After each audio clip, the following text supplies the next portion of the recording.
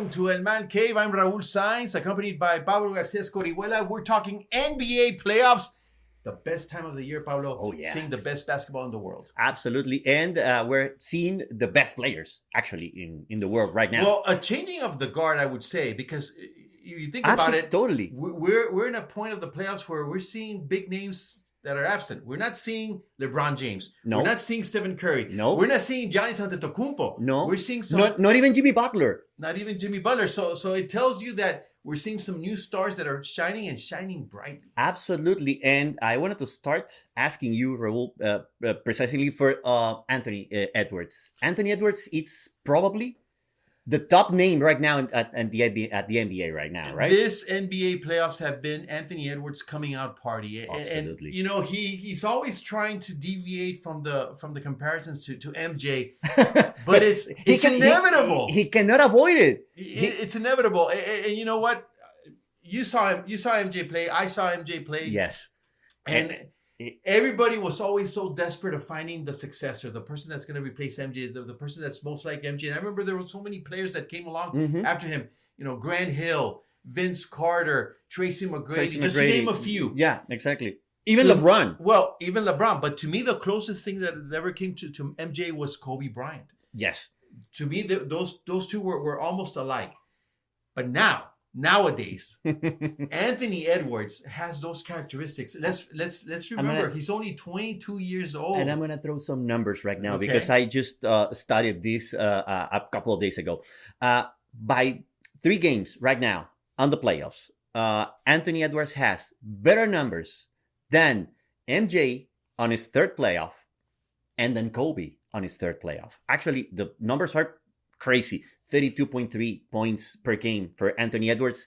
And we're talking about 23.6 points per game for Michael Jordan at that series against the Boston Celtics. Yeah. We're talking 1986. It's a long time ago, but still counts. And with Kobe, it was like 19.8 points per game at that 3rd playoff round for Kobe Bryant, where he played against Houston. He won that series and then lost to your San Antonio Spurs. Yes, I remember that very, very well. Of course. The thing about Anthony Edwards, the thing I like about him is it's not just his talent, not just his productivity on the court, but I like his attitude. He's got that swagger that MJ and Kobe possessed. Yes. He's got that confidence. And I remember during the series against Phoenix, there was one game where he had a really bad first half. He only scored like maybe 10 points. But the guy didn't stop pushing. The guy didn't stop playing. He kept shooting. He ended up, having an excellent second half. And he's been a determining factor. He's been really the star of this NBA playoffs. Not to undermine what other players have done in these postseason, but the thing with Anthony Edwards is that he has become the biggest superstar in this postseason. And right now he's playing against Nikola Jokic, the MVP of the NBA. 3-time MVP. And also he can play against in the next series if they, gather together and meet each other on the NBA finals on the conference finals on the West against Luka Doncic. A good possibility, even though that series in itself has been a little bit more competitive against the Oklahoma City Thunder. And obviously, you can't undermine what Shai Gilgeous-Alexander is doing, who is actually one of the MVP candidates. But honestly, I mean, whatever matchup you end up getting, and you know what I find ironic, Pablo, is this, especially on the Western Conference, you have teams that are playing for some of the smaller markets in the league, Minnesota, Oklahoma City. Denver was never really a popular NBA city. Nope, not Neither was Dallas historically.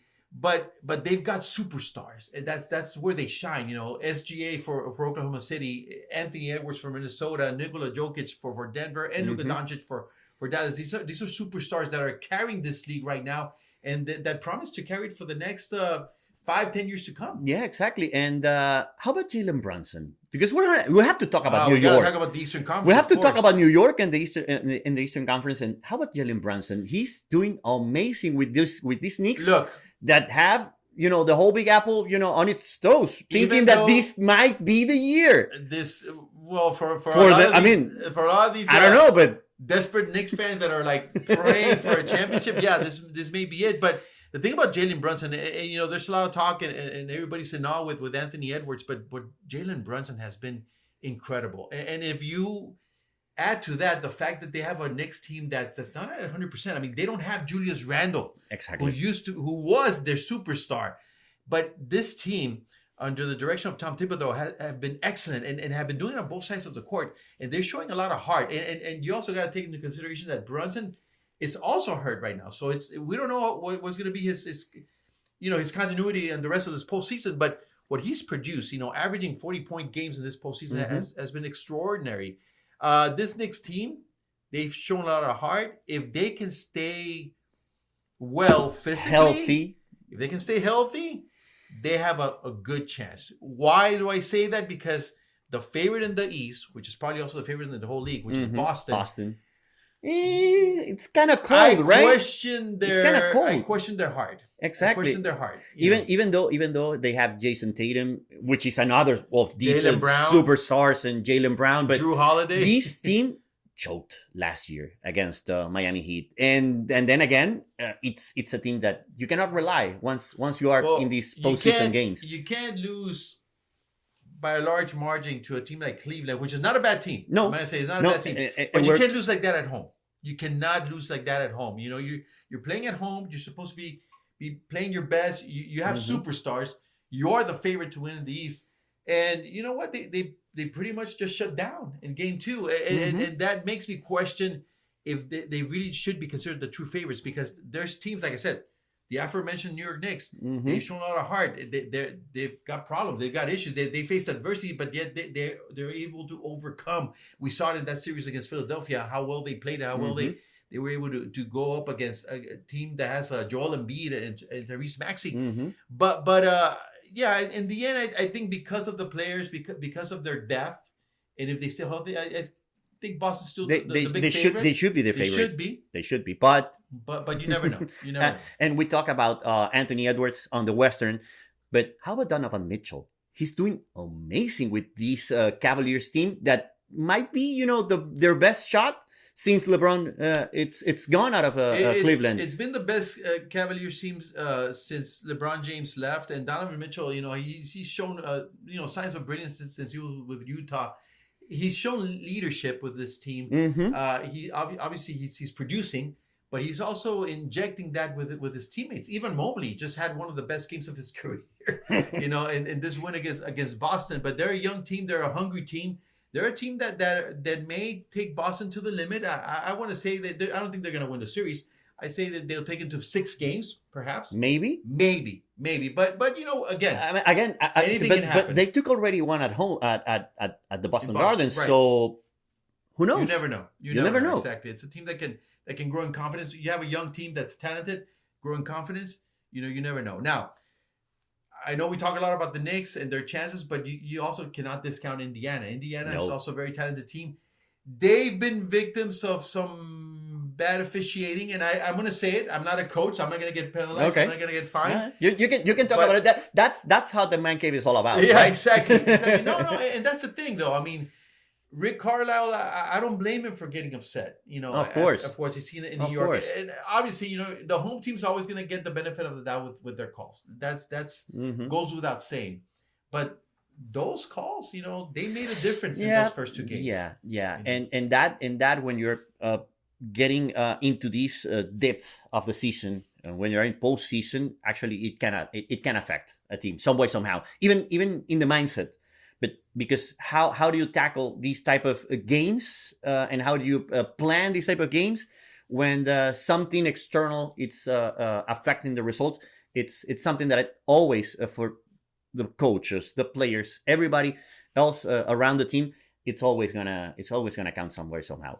It's gonna be interesting, and it promises to get better with these next few days. But with 8 teams left, let's wrap it up with this, Pablo. Who do you see facing each other in the finals? That's interesting. I would say I'm right now hooked with Anthony Edwards and these Timberwolves. I'm gonna say that, even though I like to see that matchup against Dallas in a conference final, I think it would be very interesting. I'm not counting out the number one seed on the Western, of course, but it's what I like to see. And then, dude, this might be the year. This might be the year for the Knicks. I don't know. I mean, it can happen. Some way, somehow, I'm gonna say this. It's gonna be a rich and interesting conference final when you have a Boston team against a New York team. Oh, yeah. It always does. It always is, and it's gonna be. It doesn't matter what the sport. It doesn't matter what the sport is. But again, I don't know why I have the feeling that these Knicks have something. It's not just Jalen Brunson. You already said it, but I think it's gonna be Knicks against Timberwolves in the final. That's it. Okay. I'll agree with you with Minnesota. I think Minnesota, and honestly, whoever wins that series between Minnesota and Denver will make the NBA Finals. I think those teams are, far above Oklahoma City and Dallas. No disrespect to those teams. No. But I think at some point, Jokic, Jamal Murray, they're going to have to wake up. They have to wake up. But if Minnesota is able to overcome against the champions, I think they'll make the finals. On the Eastern side, even though I see them struggling occasionally, maybe they'll have some lapses, I still think Boston is the favorite. I'd like to see New York maybe going farther. The thing is, I feel that, their injuries are going to catch up to them. And I don't think that's going to allow them to really play at their full potential. So I see a final between Minnesota and the Boston Celtics. And tune into El Mancave to see what's going to happen next in the NBA playoffs.